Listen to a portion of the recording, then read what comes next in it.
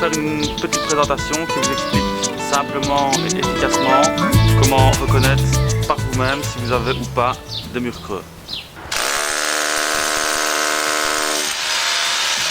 C'est une caméra endoscopique, donc c'est quelque chose que nous allons rentrer dans le trou que nous avons foré.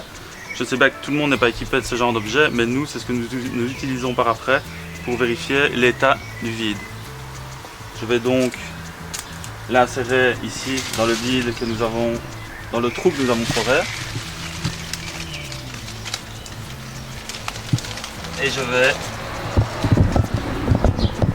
voir que le vide est bien creux, qu'il n'est pas trop encombré de mortier et que donc l'isolation qui sera mise en place pourra être mise partout.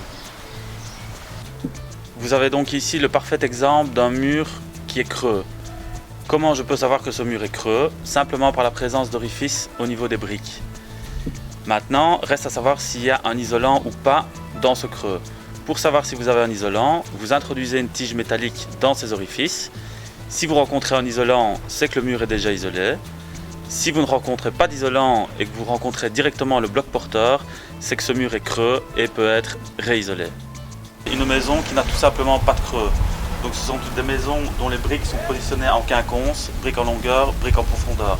Ce sont des murs pleins, en général des maisons qui datent de fin des années 1800, début des années 1900, jusqu'à plus ou moins 1940. Voilà, c'est terminé, j'espère que cette vidéo vous a plu. Si vous désirez avoir plus d'informations, vous pouvez contacter l'Empiris section isolation. N'hésitez pas à nous suivre pour d'autres vidéos. Merci et à la prochaine.